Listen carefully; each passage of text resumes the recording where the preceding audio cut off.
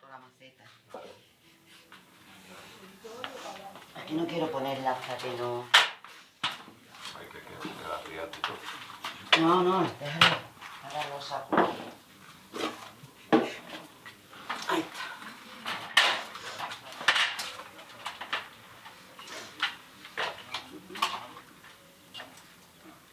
El clavel es blanco con los bordes rojos, ¿no? Al final. ¿Qué? ¿Es con los bordes rojos? No, es blanco nada más, Manuel.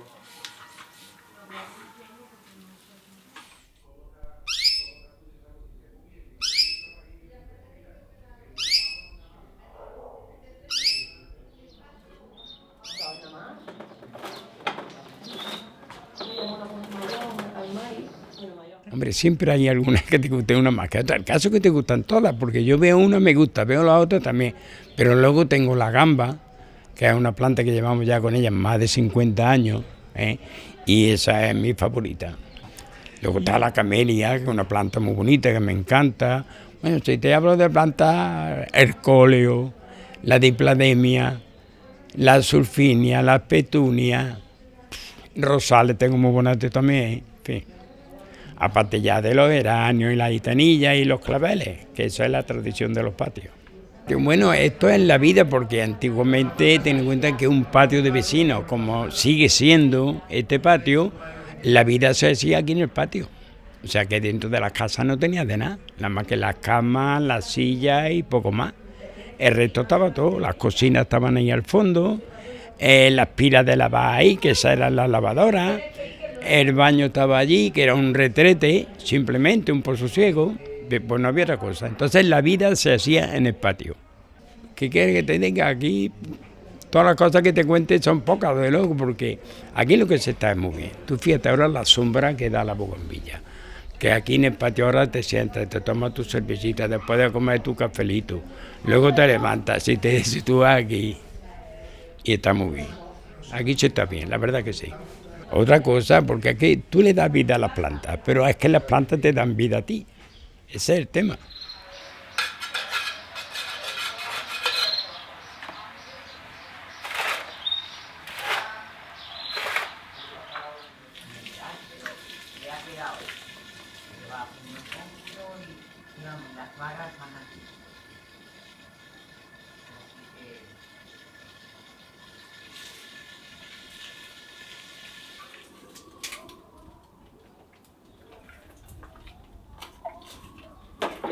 Bueno, yo llegué aquí en el año 2000 y aquí fundé mi familia. Entonces aquí han nacido mis 3 hijos, que el mayor tiene 23 años, que es lo que llevamos aquí, otro de 20 y el más pequeño que tiene 15 años. Y una de las cosas que a mí también me gustaba de este lugar para formar familia era el que mis hijos pudieran salir de la casa y andar libremente por un espacio exterior sin ningún peligro. Y entonces, claro, esto lo cumplía. Tenía también como ventaja que estábamos en el centro de la ciudad, viviendo como si estuviéramos viviendo en el campo por la vegetación y como si viviéramos en un pueblo por las relaciones vecinales. De manera que mis hijos se han criado entrando y saliendo a la casa de los vecinos, con total libertad, porque los niños no tienen límites. Si se los ponen, pues sí, lo respetan, pero si no, pues desde pequeños ellos han tenido una socialización que a mí me ha parecido muy positiva en cuanto a eso, una familia extensa que era el resto del vecindario.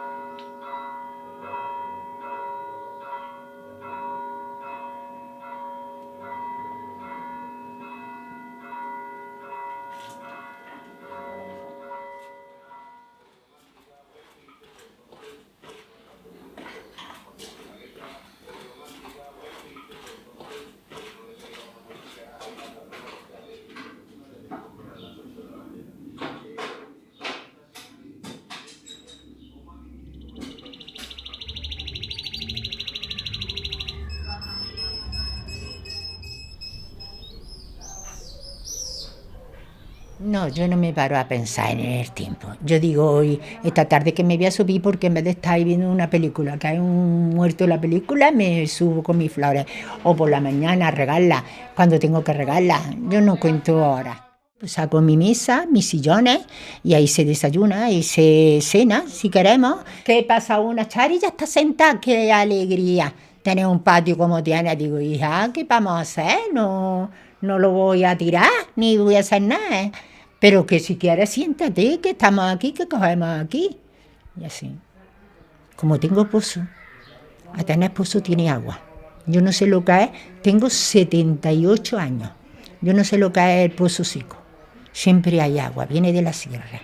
Como yo tengo piedra, bolos, es tierra. Eso no es cemento. Al no ser cemento, eso chupa la tierra y le va dando de comer a todo lo que hay en el suelo.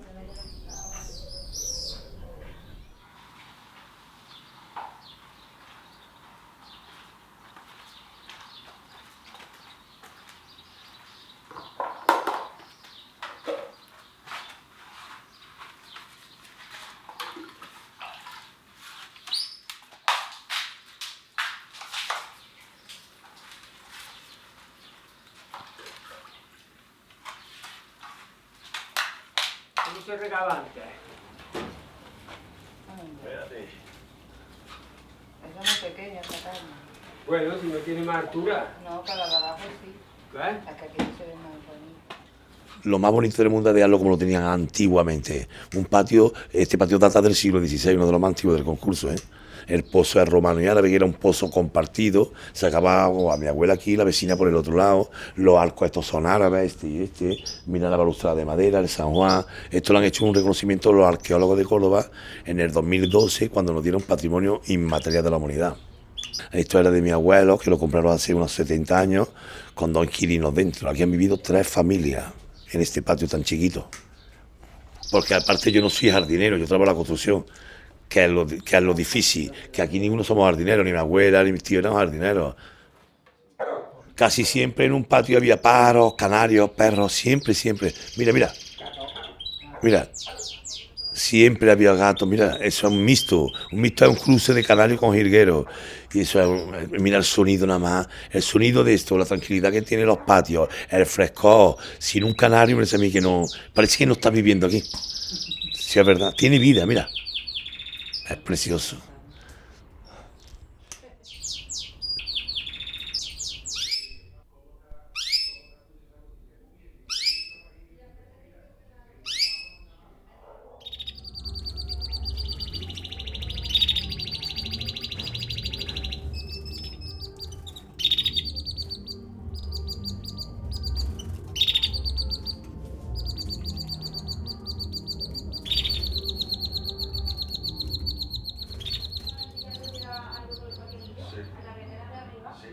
A ver, nosotros que en el patio hacemos vida, porque aunque tengamos lo que es la vivienda en la parte de arriba, el patio es la entrada de casa, o sea que tenemos que pasar sí o sí para entrar, para salir, y nosotros aquí hacemos mucha vida pues con la familia, un cumpleaños, cualquier celebración, un día cualquiera que estamos arreglando y bueno, pues vamos a tomar algo en el patio, o sea que para nosotros es que es como el salón de la casa, pero todavía más grande, lógicamente.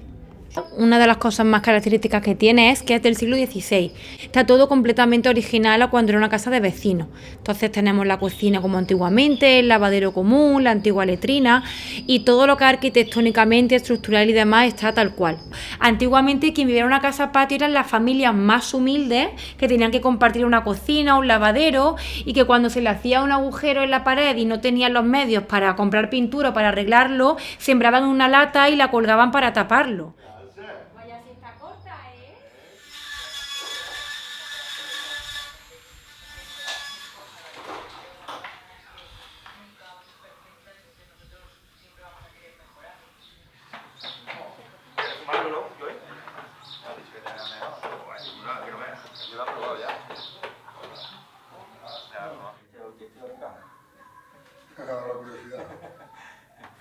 Allí está todo el rato de aquella España, ¿no? Y aquí está todo el rato rato de Brasil.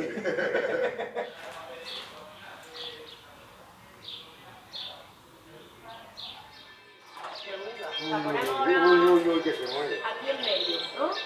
Mi abuela tenía un patio precioso. Tenía 2 patios. Daba a la calle en medio y a la calle postrera. Bonito, ¿eh? Y lo tenía antiguamente de lata. Tenía tiestas, pero tenía muchas latas. Antiguamente, lo visto mi tía María, que se decía el patio de la lata de chopes. Yo llevo aquí 9 años y he seguido la tradición de mi tío Langosta. Antiguamente ponía a las mujeres el patio, después empecé a ponerlo yo con algunos vecinos, pero ya los vecinos pues son mayores, no pueden, y yo he seguido con la tradición de mi tío Langosta. Yo cada año la voy metiendo más macetas, voy bajando macetas, voy pintando, voy encalando, voy subiendo, voy por trocitos, porque para poner 1600 macetas en el patio como que no. Tengo mi trabajo también de esto, Hay muchas horas, esto hay que dedicarle muchas horas. Poquito a poco, pero se hace.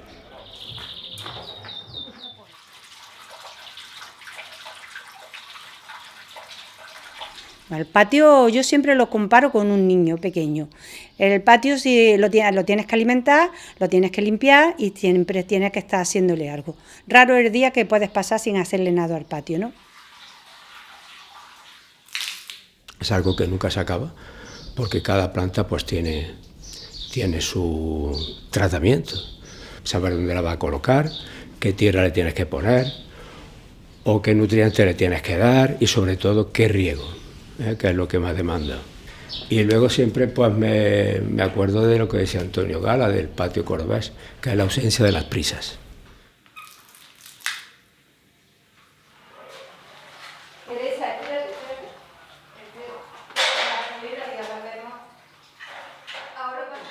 ¿Está sujeta a la plana? Sí. Vale, suelto, Cuando tú pones en un balcón, como tenemos nosotros, gitanilla blanca y rosa, cuando la gitanilla blanca abre blanca, porque ella genéticamente es blanca, pero poco a poco a lo largo del día, si tienes cerca, no tiene que estar en contacto, solo por proximidad con la rosa, se va volviendo rosa, pero solo se produce en las blancas. La blanca es la que se enamora de la rosa. En las plantas es que tienen cosas muy curiosas, está la mimosa sensitiva que le da susto y se encoge, no la tienes que tocar, entonces se la hace a los niños y cuando ven los niños que la planta se encoge sin tocarla solo del susto, pues les da que pensar, ¿no? Dice, oye, pues la planta esta si no la toca, esto aquí algo pasa, ¿no? Una manera de demostrarle que las plantas son seres vivos y que el que le hable a las plantas no es ninguna tontería. Oye, toca la olla, ¿ves cómo está? De agua. Está bien, esta le eché yo ya, pues hay que echarle, ¿no? Está como todo. No me digas.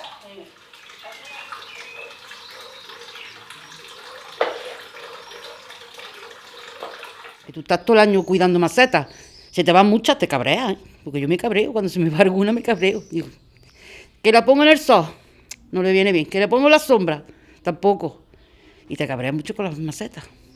También canto mucho, ¿verdad? Me dice que estoy siempre cantando, digo, a ver si la animo. Aquí abajo no riego yo, riega porque si, ya que haga algo también, ¿no? Para la persona que sea un poco sensible y le guste la sensibilidad, las plantas y el olor, la temperatura.